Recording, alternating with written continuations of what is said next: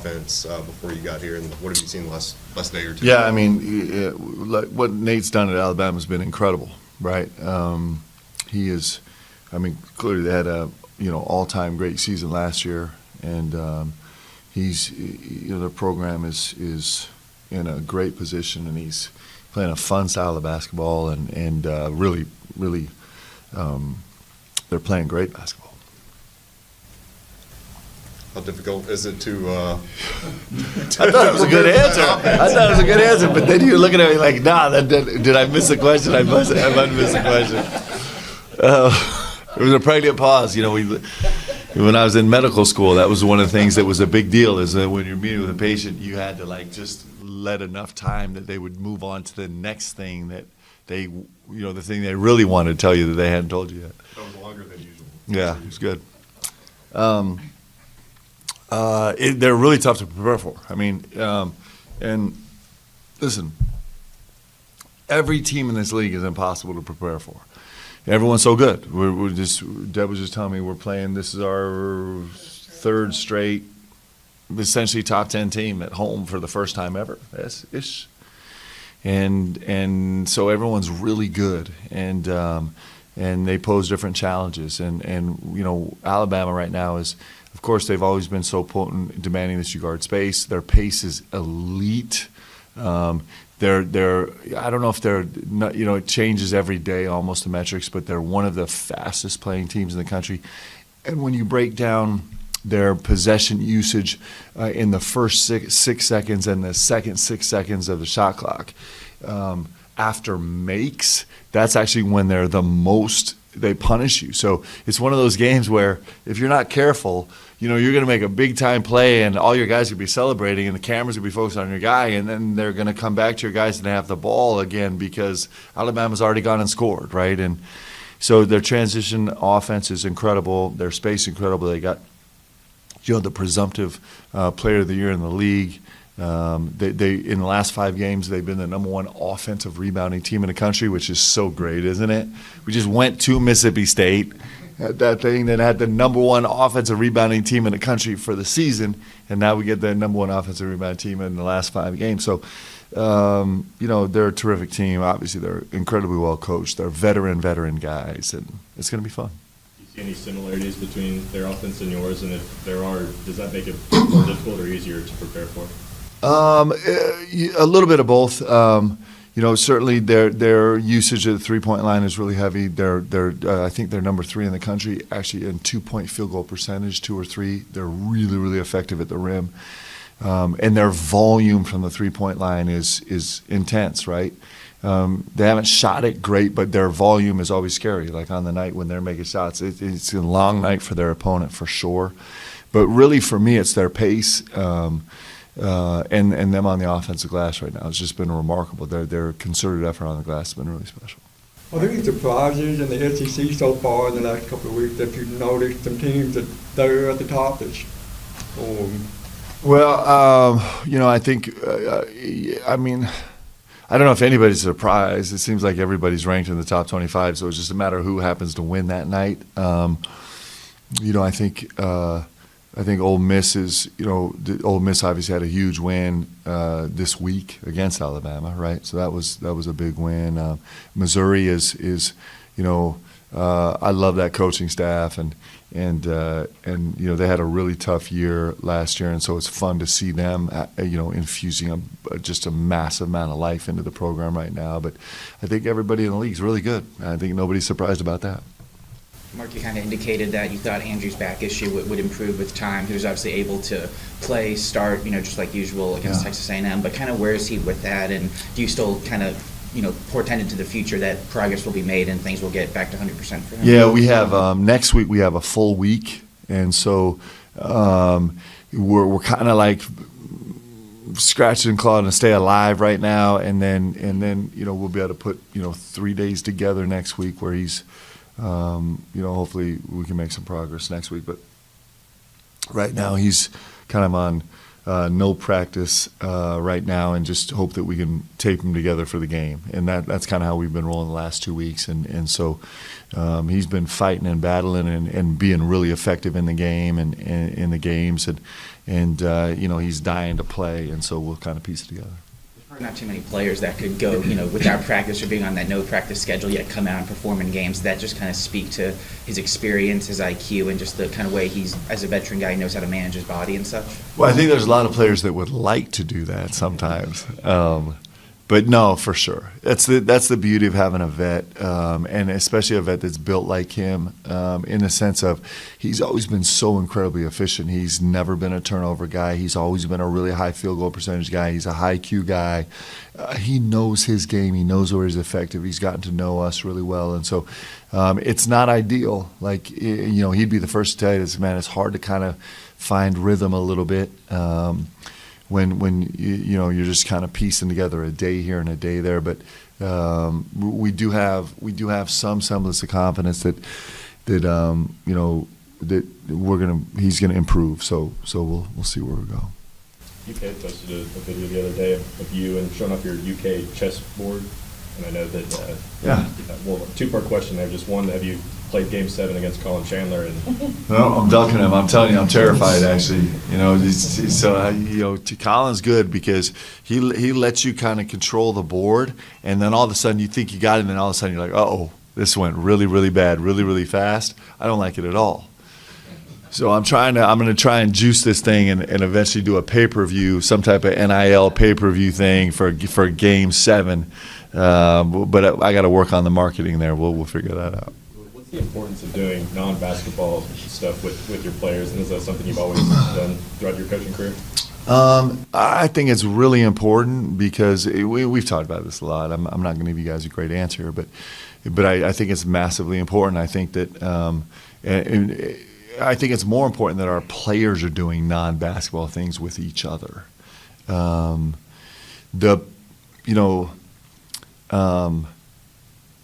I believe that for a team to become everything, to have all the synergy that you can have, and that I'm using that word very specifically, like the definition of that word matters, to really like have the most impact of the synergy of guys together on a team, that comes from a place of love. Like, it does. I know that sounds soft, but it's real. Like, that is a real thing.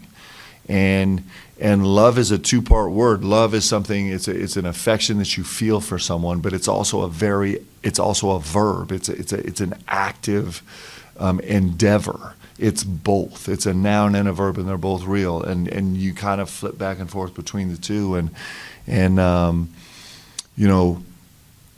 teams function at an elite level when you actually care enough about your teammate that you're not totally lost. Your thoughts aren't lost on yourself. That's a real thing. It's one of the it's why I love team sports. It's why I love team organizations. It's why I love a staff. It's why I love looking at companies that actually function at a high level. It's why I love looking at families. Like, there's nowhere you see it better than in families. It's why I love watching my four girls, my four girls interact with each other, because they get power from each other and they get strength from each other because they'll yell and scream and fight and punch and claw, and heaven forbid, Layla comes to visit and she goes home to Utah with Shay's shirt, and then it's like we're spend the next 3 weeks until she comes back, and everybody's mad at each other, right? But from all of that, this active verb of love, and this real love, that's where all the synergy comes from, right? So I think you get that from spending time together, doing stupid things, knowing each other, caring enough to not just sit in your room by yourself, but like, hey, I'm gonna actually extend myself, and so I'm a huge believer.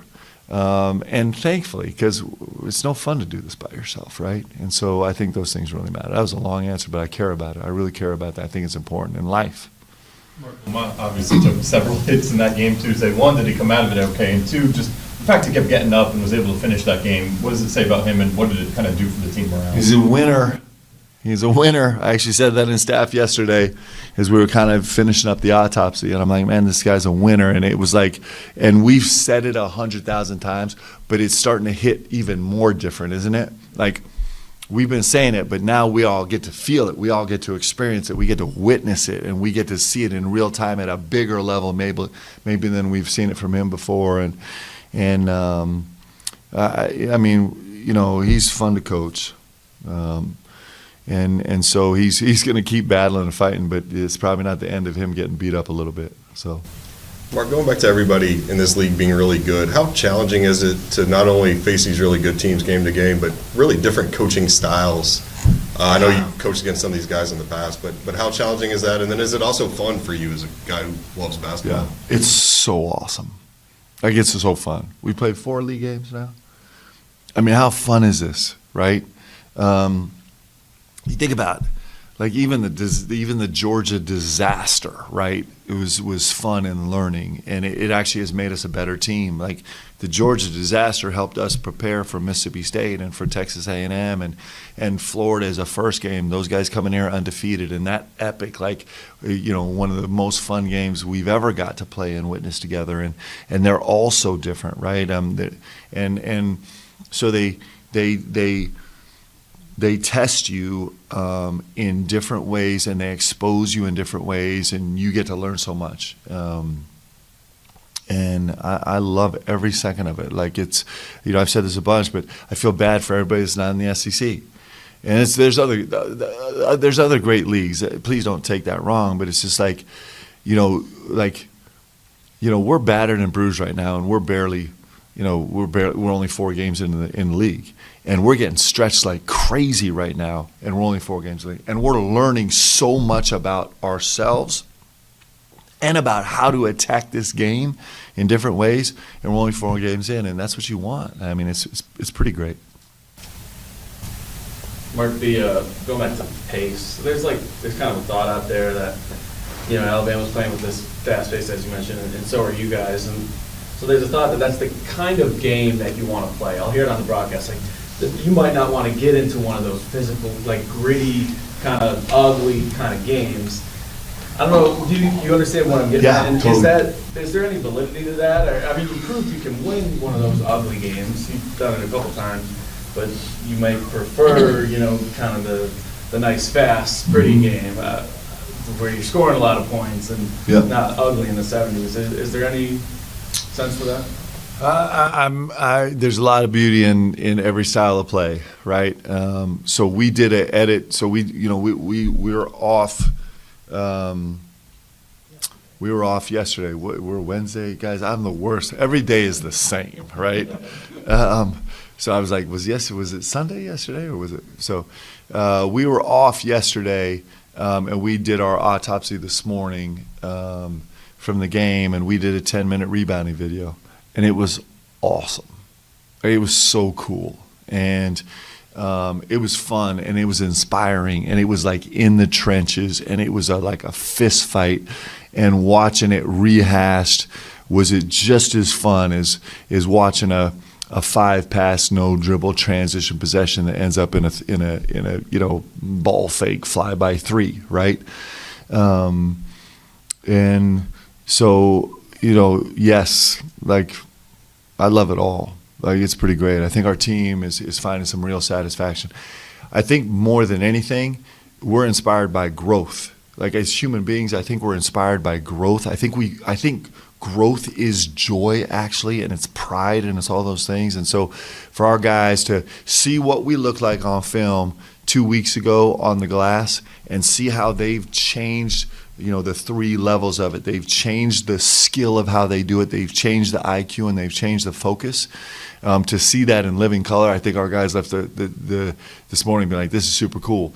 It was fun. I was walking out of the gym late after the game, and Amari had just finished getting treatment and doing all this stuff. And I was just like, that was fun, wasn't it? He's like, man, I'm learning how to block out right now, and it's awesome. Like, he had a big smile across his face. He's like, I'm learning how to do this. And you think about, he's been one of the elite rebounders in the country in his whole tenure, but he's going to another level And so I love it. I love it all, man. This game's beautiful in so many different forms and variations. It's like the Florida game, I mean, obviously that's a physical game too, but you guys are both running up, you both get 100 points. You guys haven't had that in the other 3 league games, so that's not going to happen as much. And then you think, okay, well, 2 teams don't want to go fast. This Saturday, maybe it's going to be a shootout. You guys now will be able to both get 100. So does that kind of, do you have any idea of what kind of game that's going to be before, or do you just kind of get into it like Georgia and it's like, oh man, like this is going to be. Well, sometimes stylistically, it's going to give you an idea. Like we would guess that this, you knew that playing against Texas A&M with their changing defenses and the full-time three-quarter court press, that it was going to be a mess. And when you're playing Georgia, they're going to pick up even after misses, right? They're going to pick up after misses, and so it's going to be kind of what it is. Now you're hoping to find ways to increase the pace of the game for sure. Like we always want to keep the pace faster. We want to keep the space on the floor, and we want to keep the pace as fast as we can. So you would think Alabama coming here, they're certainly not trying to slow it down. Those guys trying to go faster. So this might be a breakneck game where it's just like, down and back until who falls over dead first, right? Which is super fun too. So I think going into games you have an idea, but every game takes on a character of its own. Mark, I'm curious about that autopsy word you just talked about and the process of that. What goes into that with you and the coaching staff every couple of days after a game? Yeah, so it's pretty extensive. We have our own formatted report that Matt Santoro puts together. We've kind of over the years we've developed all the things that we really care about. So we'll get that report, we'll get an HDR report, we'll get box score, we'll get the whole thing, and then we'll each individually break down film, and then we'll do it together as a staff, and then we do it together as a team. And so the first thing we look at is what did we do well. And we've talked about this a lot all together, but if you find, cherry pick the stuff you did well. If you want to get better at something, find yourself doing it well and focus on it and show it over and over and over again. Like that's really true. It's way different than I've ever experienced approaching the game. As coaches, we're so good at, we watch 10 minutes of film and we find the 17 mistakes and it feels like a victory. That's actually, that's not the way we do this. We work really hard because the things that are mistakes are glaring. They just shout at you. It's like everything's fine and you see the mistake. But I think the real skill in coaching is finding guys doing it great. And sometimes as a coach, you gloss over that stuff because there was nothing wrong, there's nothing to fix, and we're fixers. It's what we do. We go fix the problems. But so the first thing we do in the autopsy is like, what are we doing well? What did we do great? What part of the game plan do we execute well? Where have we really grown? Where can we show our guys something we didn't do well before, but we're doing it great now? What are the things that our guys didn't even realize that they did well, that we did really well?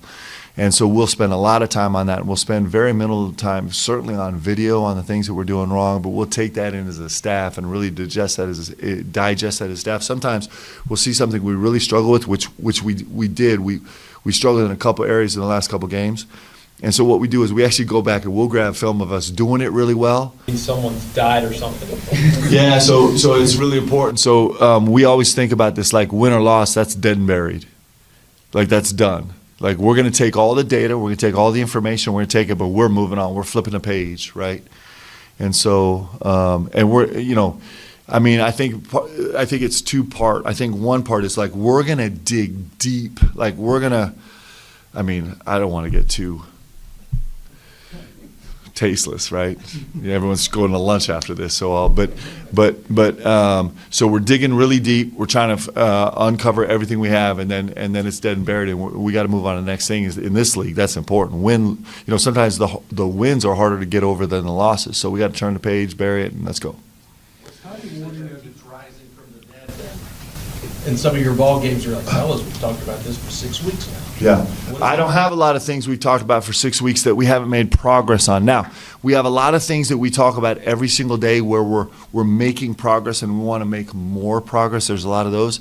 But one of the blessings of this team, I'm telling you, like it's a gift to coach this team. I'm so lucky that I get to coach this team because we don't have a lot of things that there's not a lot of times we're pointing the guys in a direction. Sometimes we don't see progress in a day, but over the last week or 2 weeks or month, there's not things where we're like, I've said this 1,000 times, or we've watched this 1,000 times, and we're not making progress.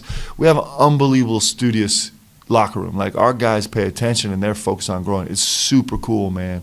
It's really fun to coach. How rewarding is it for you as a coach to have veterans on your team, but also the learners? Yeah. I mean, how important is that? Yeah, it's important. And you guys, I've talked to you about this too, but this idea of humility is so important, right?